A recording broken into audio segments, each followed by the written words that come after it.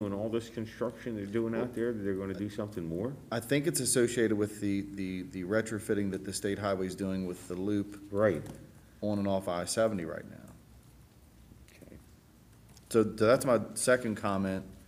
And then the third is, I'm not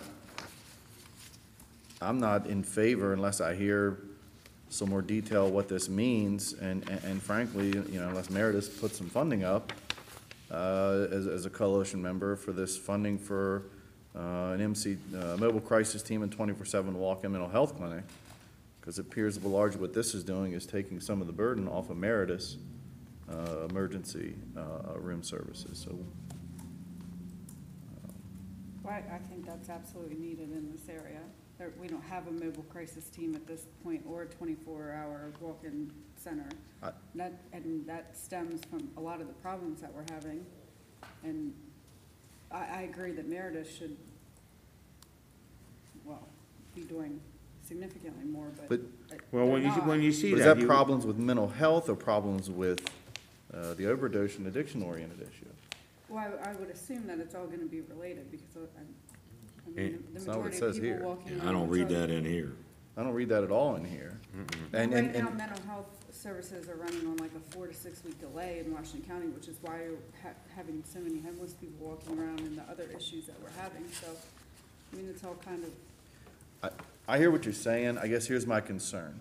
What I read in this little paragraph is that this is going to aid the ability for folks to divert those individuals going to Meredith right now. And what I would read, and it's not in here, is for addictions and overdose-oriented incidents. And as a city council member, I gotta sit here and say, where are you diverting them to? And so I gotta ask that question before I understand and can support, you know, if this talking about truly, you know, mental health-oriented case issues, you know, that occur with our HPD, that's one thing. I think it's a bigger topic if it's including things that aren't included in this paragraph. And I don't know, because I'd like I to, just feel like it's better than nothing, which right now we have nothing. well, I sure would like more information, because it says here that be on call or ride with officers for when these issues arise to assist with getting patients immediate care versus going into the criminal justice system. If they're not going to Meredith for immediate care, I would like to know where they're identifying that immediate care is going to be available. Now, having said that too, in defense of Meredith, Kristen, I have to say, if the memo is correct, that it claims to be the second busiest emergency room in the state for mental health issues. So if that's accurate, they would be being inundated, but I don't see anywhere here that it's reflecting that this is going to relieve them from anything, unless somebody's going to explain to us where there's a place. who?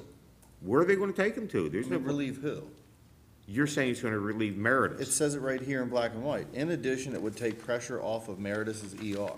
And it says it in a Okay, but, sentence there. no, but I can understand the difference between a mental health person riding with the police, intervening and assisting in taking that person to the hospital if that's where they need to go, versus having them just walk into the hospital alone, sort of like the guy coming in by way of ambulance versus a walk-in. That's how I interpret that.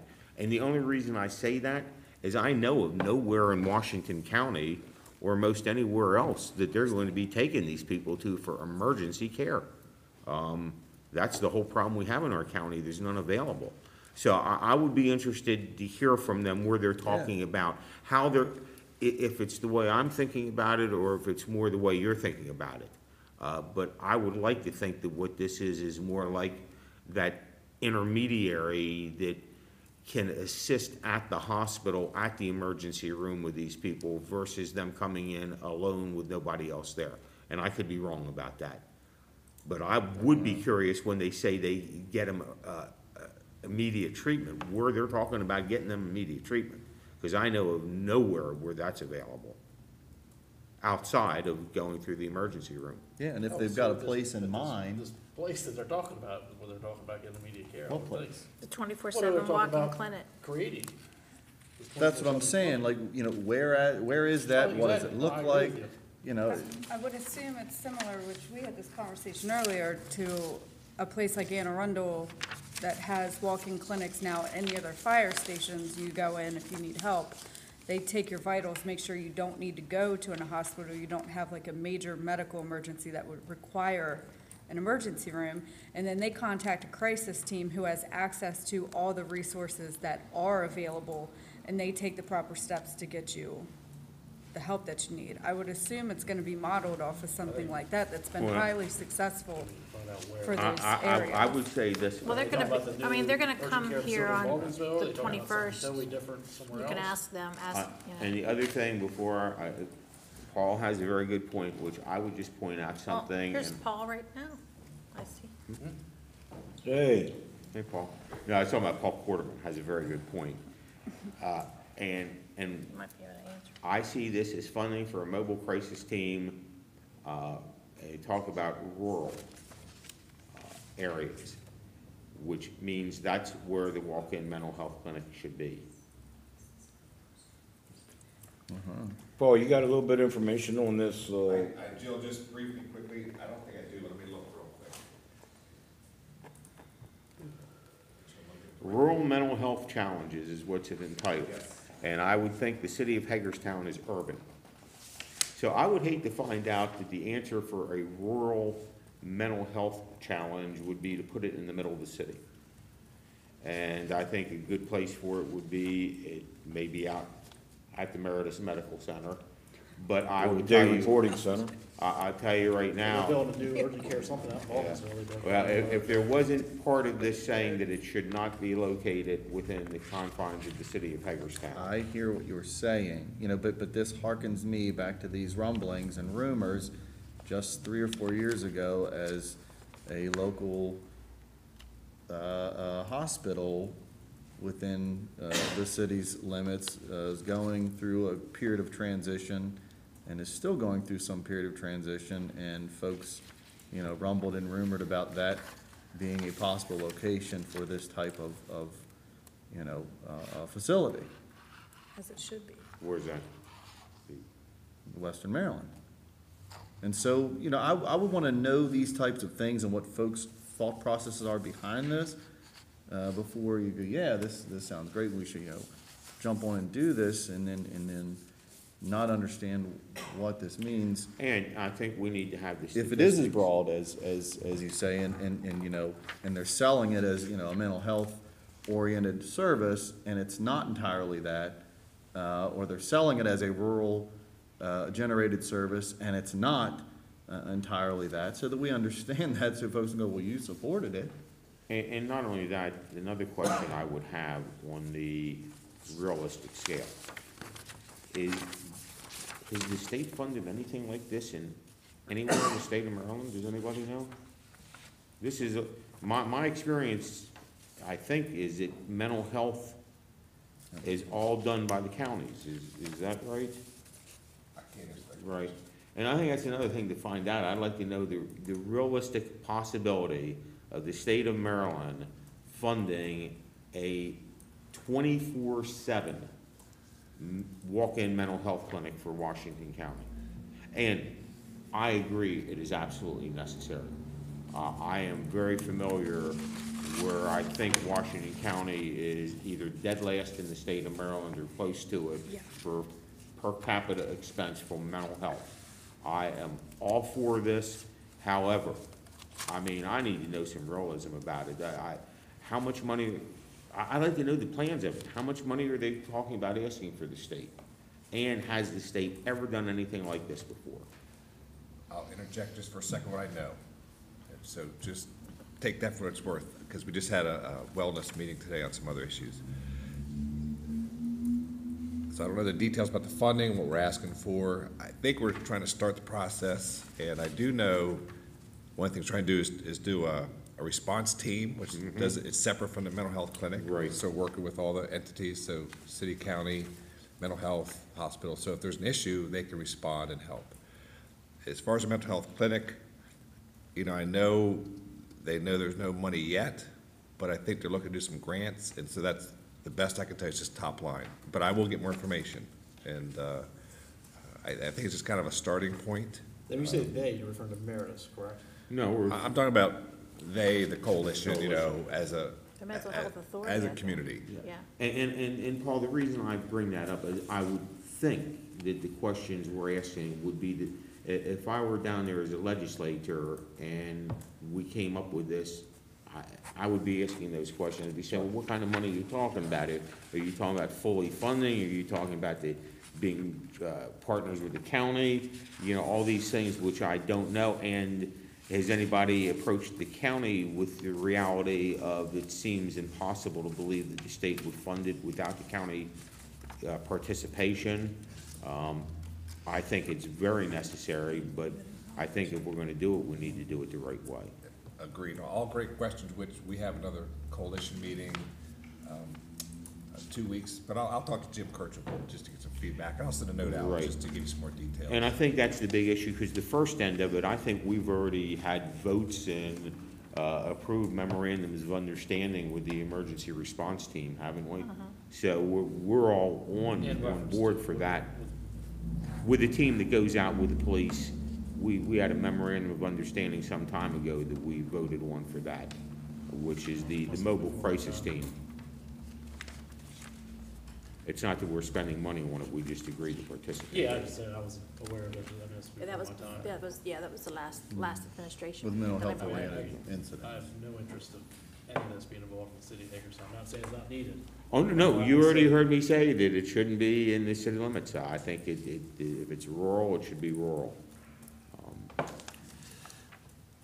We're talking about Hancock. Well, I don't understand how we can have a rapid crime and drug problem, and we can sit here at every meeting and hear business owners complain about overdoses and vagrants and homelessness, and then say, well, we gotta treat it, but not here in Hagerstown. Like, where do you think all this stems from? Where How do do you you think they think, get to Hagerstown? where do you Why think this they come here? stems from? Do It not look at stems everything from Kristen sends out. untreated These mental people are not illness. from Hagerstown. They come here to latch onto our services. There was an article in Sunday's paper from Meredith that said for the doctor, 1 out of 20 people that overdose don't even want help to begin with. That was Franklin County. okay, But so still, my I just- answer, Emily, to you is as follows. One, if you want to put it out where Meredith is, the hospital center, where there's already a hospital and there's already a medical center, that's fine. Well, If that you- would be great, If you but wanted to put it out in conjunction with Brookline, who has facilities that, and also gets grant money and is funded by the state, that's great. There are already facilities there in place that can probably already be used. The other question I would have is, we're making some assumptions here, and what I was also going to ask for statistics is, it says HPD and the sheriff's department is getting inundated with calls. How many are coming from outside Hagerstown? I have And lots of statistics I can share with you over there, and I can tell you the majority of them are Hagerstown. And then the last thing, which is the worst news of it all, and when somebody tells me how you solve the problem, I will be the first one to jump on it, but I can tell you, in my 40 years of practice in law, I've had many people overcome opioid addiction. I've had many people come into my office charged with opioids that are addicted, that know the way to stay out of prison will be to get into inpatient treatment. And knowing that, I have yet to have one client who voluntarily went into inpatient treatment before they went to jail. They then have gone to jail, they've gotten into treatment in jail, they've gotten into treatment afterwards. Some of them have succeeded. We all know many of the success stories. We also know many of the failures. But there's two different issues here, I have to tell you. And I don't see this program that is being presented is what you are seeing it as. I see it as a mental health problem that they're asking for help for.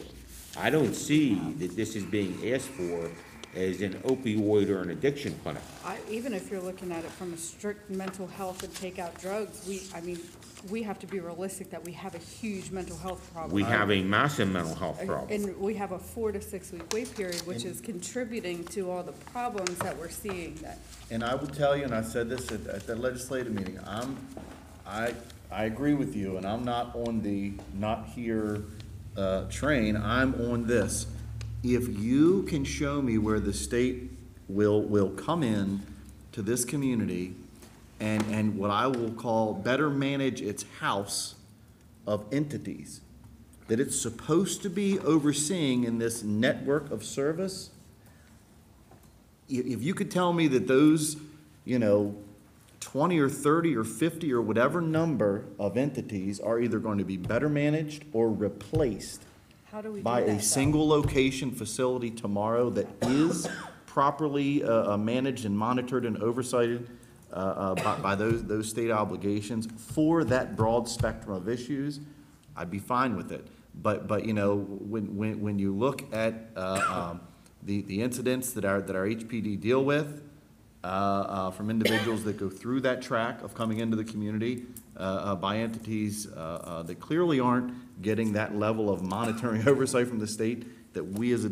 community would demand. If you look at just the recent article the other day of folks picketing outside of the Potomac Center, whether you want to acknowledge it or not, they've got concerns they've raised. Until I have a better feeling that the state is going to come in through those mental health and addiction-oriented service,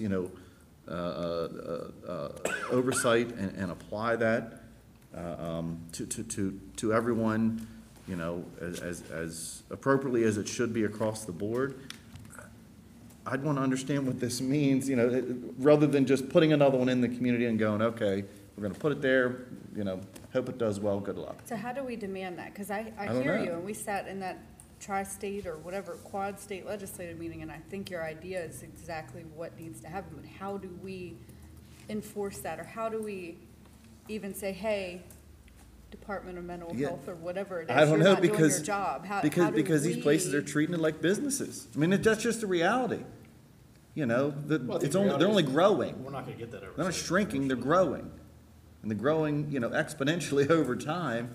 And so I need to understand what putting another place to watch it exponentially grow really means as it applies to improving the conditions that we see, within our immediate community. And listen, the last thing I would say about this for me is I think this is a very positive thing to seek, okay? But I think what we're acknowledging today is for the walk-in mental health clinic, I mean, it's a great thought process, and to say we don't need a walk-in 24-hour mental health clinic anywhere would be irresponsible.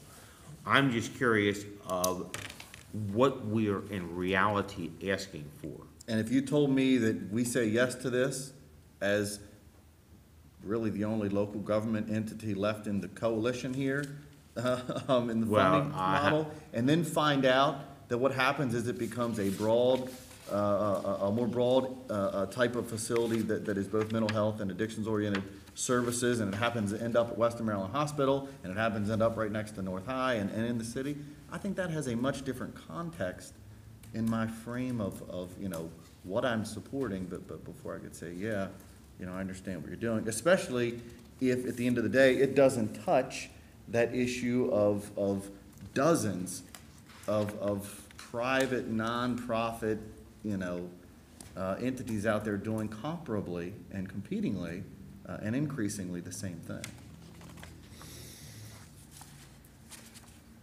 Like I said, I'll touch base with Jim tonight if I can reach him. If not tomorrow, I'll get you some information. I'll send you that. Yeah, and I don't think that, I'm looking at you, but that's not, that's not your, that's not your issue. Yeah, so at any rate, just in the back of my mind that it's touching on some of these things, but it's not as expansive as it sounds, but I get the questions, and they're good questions.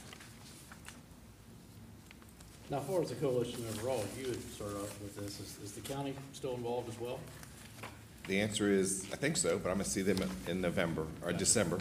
They're making all the noise like they're gonna join again. Good. So that's been the conversations. I do Good. agree with Kristen. Before you got here, what I said is if they're not, for me, 70 and 65 go off the list. Which ones? The 70, 65, Oh. the interchange improvements. It says Gotcha. county, city, Yeah, but I'm with you. none of that's in the city. And the other thing is, you have two, what I would call Boonesboro-oriented items here. Three, if the CVB wouldn't have pulled back the path. Yeah. So they should kick in just like Williamsport does. I think we're gonna be good there. Again, all the Good. conversation's been good. We've been staying in touch and, Yeah, I want the group to be big, you know, I want it to be Well, yeah, the more the better. truly. Yeah, Have a true absolutely. coalition, one But voice, I one do vote. agree with Kristen, if Boonesboro ain't gonna put in any money, they shouldn't be on the list of this coalition, for what they're seeking. You said there has been some conversations with Boonesboro. with the county and with Boonesboro, and I don't know where that is. I know they've talked about, the council talked about doing it, and I don't know where that ended up yet. So again, I'll get more information.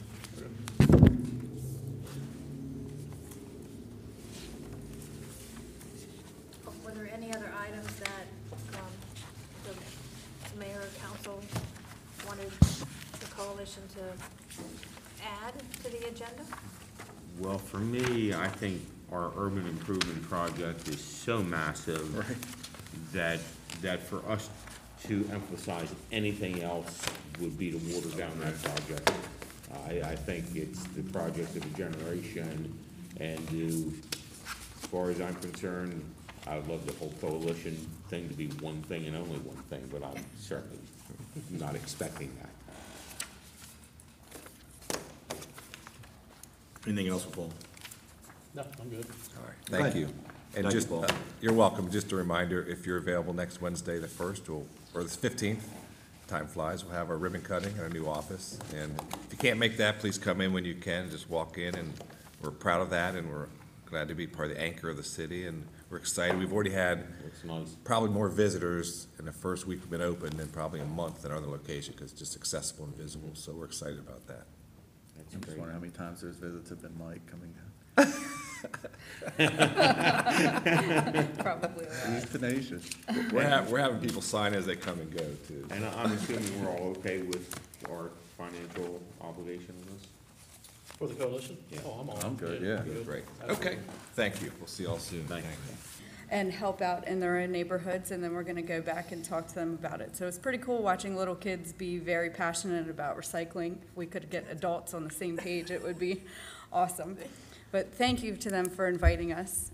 And then just a couple work-related things. If we could get an update on the tax plan that we have been talking about, I know staff has been looking into.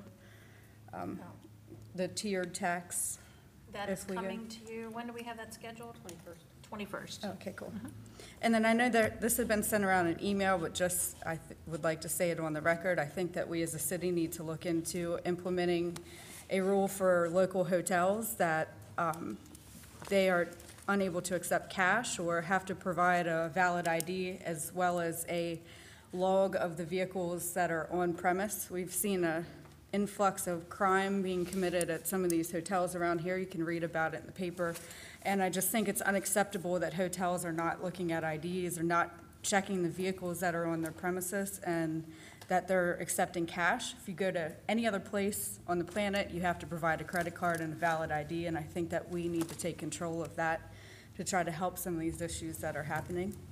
And lastly, with the age of social media, I think we need to look into a social media policy. I know we have one as city employees, but also as to the people who are being contracted through the city.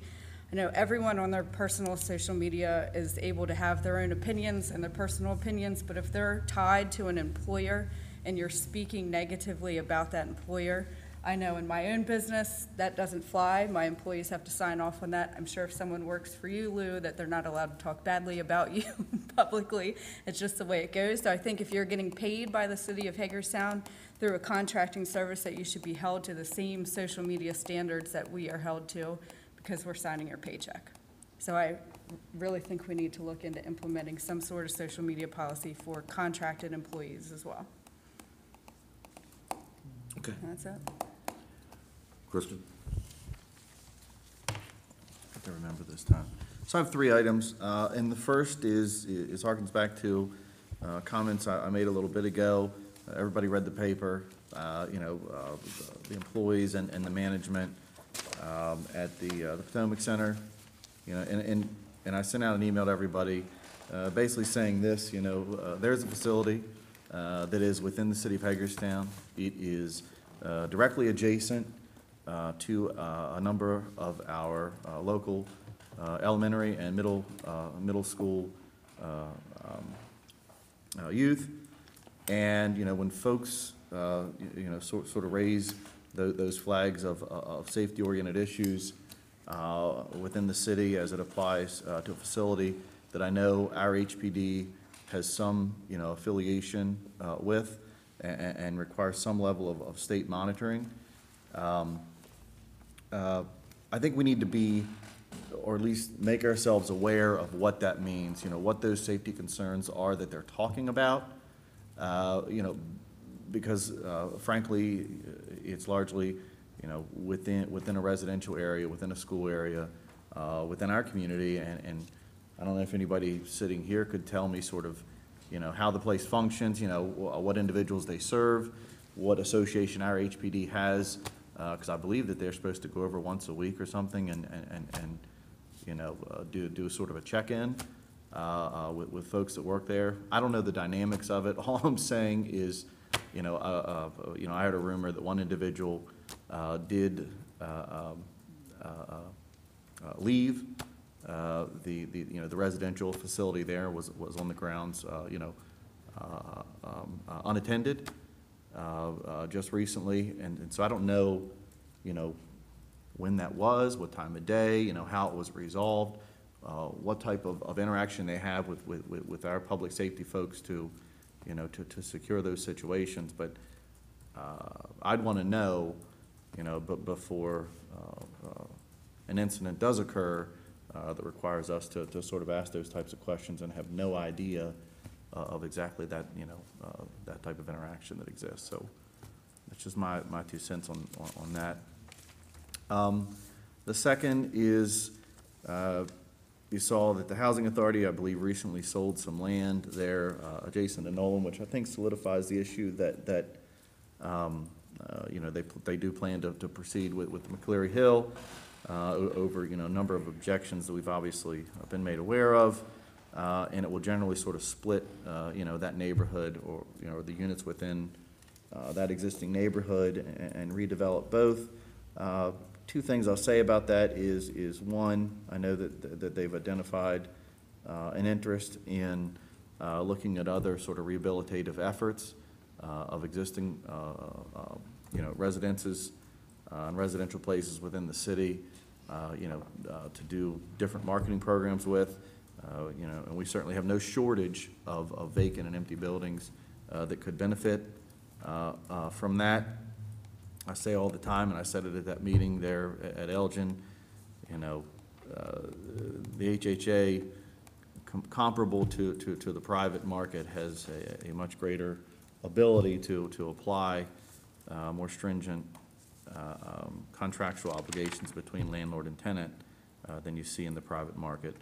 And the second is, I know that there was some interest behind the scenes, and I think it's unfortunate from county and state level folks to sort of appease the Cedar Lawn area to try and push it back toward the existing Nolan property community, without any sort of public awareness, frankly, of the Greenberry Hills neighborhood, that wouldn't get a voice then in that process. And I think that's unfortunate. I think if you're going to have those discussions, you should have them publicly and as publicly as possible, so that equally affected neighborhoods get that opportunity to weigh in on those issues.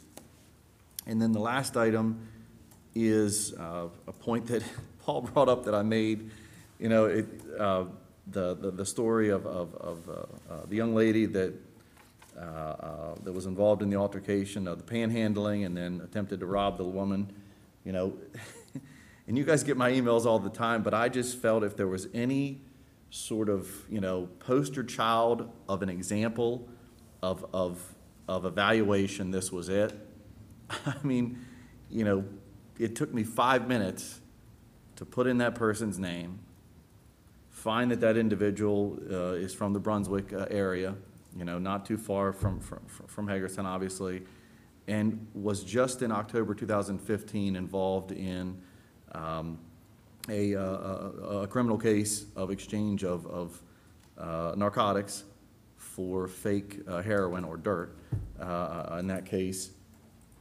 And then within 18 months, roughly, ends up here in our community, over, I believe, at the rescue mission area, attempting to rob a citizen, simply, offering to hand him a few bucks for panhandling. And I just look at that and I have to understand how that occurs. And it occurs so much more often than I think folks realize, because, it's daily that there are these types of incidents that you read about, but there's no evaluation, no connecting the dots. And I'm only saying that if you took even sort of some minimal effort and said, okay, we're going to go through this load and we're going to look at this, maybe there are some dots that connect. Maybe there are some agencies that have gaps in that sort of program process of deliberation of an individual going through that service program, string. And then we'd have the ability to work with those entities and those agencies and those landlords and whoever's involved, and say, look, there's an awful lot of folks sort of falling through the cracks of your particular process. And then be able to sort of beef up and identify and frankly enforce and encourage, if you will, those modes of programs and processes that folks do go through, and be able to sort of reconnect some of those broken links within that chain. And for the life of me, I just look at that one and think, man, that's a great example of, an 18-month period. How did they go through a criminal process there?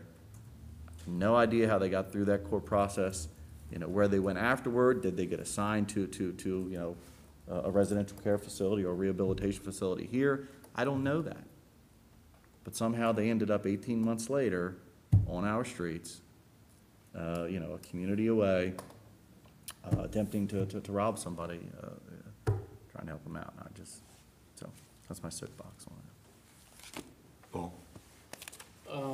Just a couple things, and a lot of it, I think, piggyback up what, Emily and Kristen have already said here this evening, so I won't reiterate some of the same points, but, first off, the North-South game, had a great time. The mayor was there as well. And when I was putting this jersey, when I started thinking as far as, the green of where we were a year ago. A year ago today, I think, or tomorrow, was the election. I say green because obviously everyone knows those were my signs that have me thinking about it. And then I think about within that year where we've come as a body from then to now, where we're going to go in the next 3 years. And, we hit on a lot of, some hot button topics here this evening, that whether it's the opioid crisis or some of the mental health issues or whatnot. But the reality is here, just in the last week, some of this, as you just referenced, the panhandler that's robbing somebody at the mission. There was a gentleman who was laying in the middle of Franklin Street, and it costed a family with their 3 children in the middle of the street. Trying to get out help. Yeah, exactly. Try to get help, and then holds onto the car screaming. There was somebody shot at Cancun Cantina. There was another robbery at the Quality Inn. What we're doing is not working. I don't know what the answer is, but I know what we're doing right now isn't working. I love Emily's idea in regards to some of the hotels, because we all know that a lot of these hotels that we're referencing here, they're not hotels. They're, safe haven, subsidy, whatever you want to call them. But we need to come together and figure this out, because it's not getting better. And I don't have the answer, or pretend to have the answer, but the things that Kristen alluded to, we all see his emails of the folks that are causing these issues. Yes, we have a drug problem. There's no doubt about it. And yes, we need to help the people that want help. But the reality is, most of the folks that are committing these issues don't want help, and they're not from around here. And the sooner we can figure out a way to eliminate that element, the better we're gonna be. And whether that's from a policing standpoint of,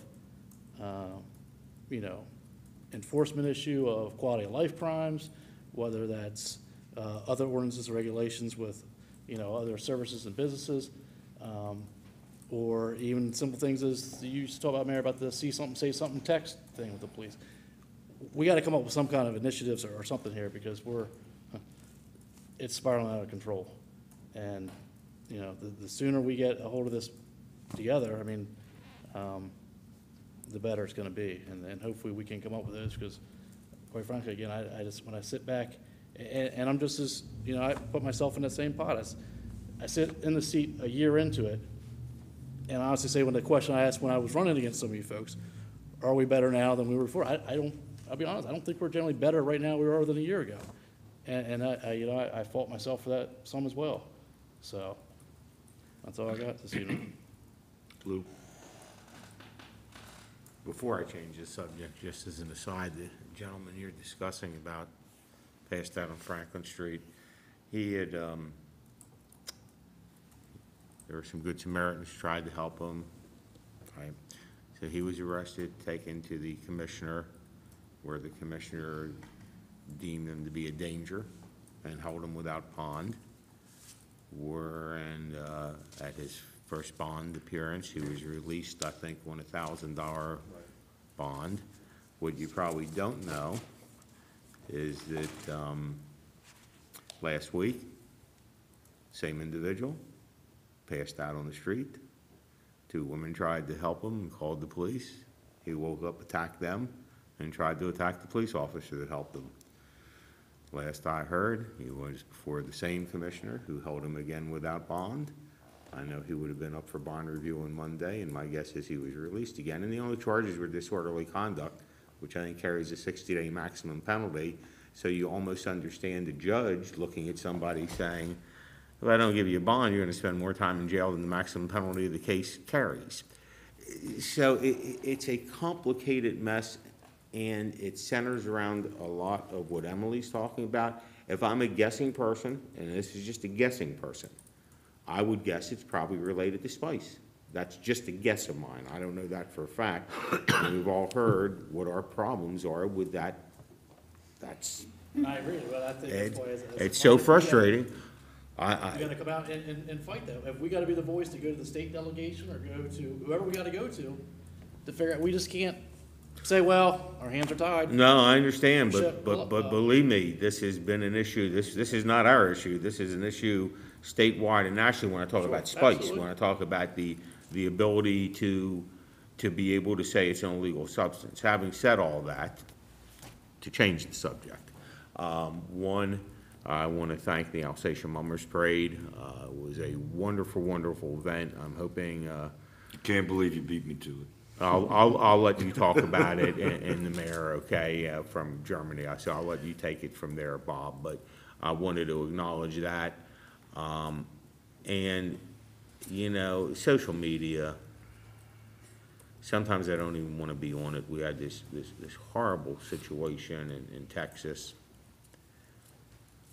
And I would say within an hour of that happening, on social media was full of one of 2 things.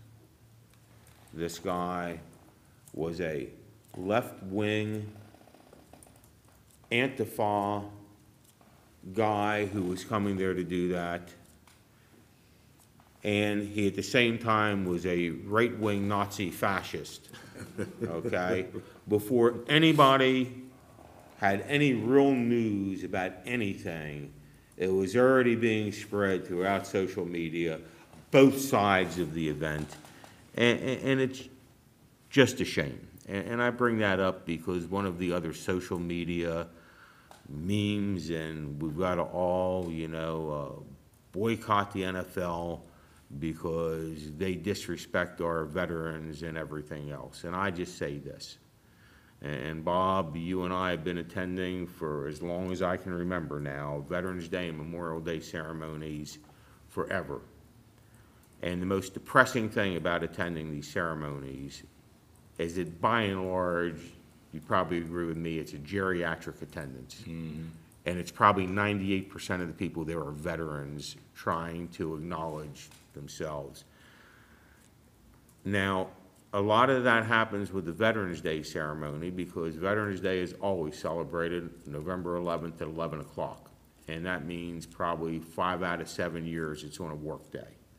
And unless you're a government worker or bank, you're not getting off work for that. But this year, it's on a Saturday. On Saturday. It's on a Saturday. And for all these folks on social media who want to claim to be such supporters of our veterans, why don't you come out to some of these veteran ceremonies? Why don't you come out and let these folks know that you do respect them and you do appreciate what they did? Because I gotta tell you, talking on social media is just that. It's a bunch of brouhaha and a bunch of talk. Either show up or shut up. And I understand there are people who can't come, there are people who have to work, and there are people who have obligations. But by God, it's inexcusable for us to see 30 veterans out here and nobody else when, boy, everybody sure is a patriot when you get on Facebook, aren't they? So let's all come out. You and I and Emily will be there, and I understand other people have obligations. I don't say anything nasty about people who can't come because of obligations. But for those who can be there, let's get there and acknowledge this. And there's also the one in Williamsport with the dedication of the World War II Memorial. And I would hope that soon we're going to have one with dedication of our Vietnam Veterans Memorial. So thank you. Thank you, Lou. Can I say one more thing, please? Of course. I just would like to acknowledge that all 4 council members in this meeting tonight acknowledged that there was a crime problem in Hagerstown, because there seems to be this big misconception that the mayor and council do not understand that there's Well, I haven't crime in this acknowledged that city. yet. I haven't acknowledged that. Hey, Bob, is there crime in Hagerstown? I'll get there. Right. My I city's just coming, wanted to trust put that me. out there, because there seems to be this huge misconception that we bury our head in the sand and thinks everything's rainbows and butterflies. Just because we talk about the good things that are happening doesn't mean that we don't recognize that there are bad things happening. I've said this a million times, I'm not Batman, I can't get my Batman suit on and go out and solve crime at night. You know, we're trying to give police the resources they need and try to implement what we need. Just wanted to say that all 4 of us talked about it tonight. We recognize that there are problems, and all agencies involved are working diligently to try to solve it. That part I don't know about. Okay. First off, I want to piggyback off Lou on Veterans Day on Saturday. It's down at the courthouse at the corner of Summit and Jonathan Street at 11 o'clock. Please, if you can come out, show up, show your support. I'd love to see you there. And I enjoy paying my respects to people who have served in uniform and you know, gave us the freedoms that we have today. So, a big thank you to Another veteran the. saying that, right, Mayor? I'm sorry. Get that straight, you are a veteran. I am a veteran, yes. That's my problem. Thank you to Alsatia Club for another wonderful parade. I don't know who ordered the weather, but it was great. The 92nd Alsatia Mummers Day Parade, and I was very honored to have Burgermeister Vestkamp with me for the parade, and she was thrilled. First time that she's ever been in something like that, and she was thrilled, so I was happy for her. A big shout out to Works Graphic Design and Mulberry Lofts had their grand opening today. They've been there since June, but they're doing great things, and a big hello and shout out to them. A little bit about what Paul had said about quality of life issues. I will tell you that my hat is off to Chief Brito and HPD and Captain Langston and those good folks who are focused on quality of life issues in our downtown in particular, and are using every resource and every law available to them to try to increase the quality of life in our core and surrounding areas. So I know that they've made significant arrests over the last 5 days, and I appreciate that. Do you think it would be possible, I know we talked about briefly with, when Chief came in last month to kind of give us an update, if it could be a regular ongoing basis? I think we should, yeah. Yeah. Thank you. I think he'd appreciate that, too. Last thing, I sent a letter out to the Department of Health and Mental Hygiene Friday, asking them, first recognizing the good work that they're trying to do on this opioid and heroin problem that we have in our state, asking them to please look at their Good Samaritan law and try to find a way to give the resources that we expend, the city resources, the people's money that we expend, some teeth to be able to help people, to really help people. Because let me tell you what's not helping. Not helping is showing up for the same two people who have face planted on Spice in the same day. That's not helping. We aren't helping those individuals. We are, patting them on the back, sending them on their merry way if they don't get transported to Marinus. And the cost to fire and police and CRS, it's astronomical. They need a better plan. And I don't know what that better plan is. All I know is that if the one we have isn't working. So I asked them to examine that, get back to me, see if they can offer me some other guidance, because I'm at a loss. I mean, when you can't cite an individual for being intoxicated in public off of a illegal drug, illegal substance, and they don't get transported to Meredith for life-threatening stacks of any kind, and they walk away, and now we've tied up 2 police officers, a CRS bus, and a fire truck. This isn't working anymore. They've got to try to figure something else out, because this is not the answer for us. So, sent that letter out. I'm hoping to get at least a response. Don't know what kind I'm going to get yet, but a response to find out if they have any knowledge that they can share with me that maybe we're not doing right. But Thank you. anyway, we are focused on our issues every single day. And I know that our staff are, and I applaud that because they don't get thanked for that, and I know that, so. And don't take it as I don't think that we're not focused, and I applaud you for reaching out that. It's those things I think need to be, the greater good of the public need to be aware of those things, and I appreciate you bringing that up this evening. Because I think unfortunately, again, back to, like you said, social media sometimes, how negative that can be, and as Emily just said, everyone seems to think that we just have our heads in the sand, that information needs to be out there. Yeah. To the public. It needs to be out there that we are committed to attacking this head on, and we're doing everything that we possibly can do. So, Oh, I know we are. yeah, well, So, we just need to get that out there. I'll send the letter to these 2 young ladies over here, maybe they can send that out as well, but that word needs to get out to people that we're trying to, correct these issues. well, that's all I have. So listen, enjoy the week, and we'll see you next Tuesday. Hopefully, we'll see you Saturday morning.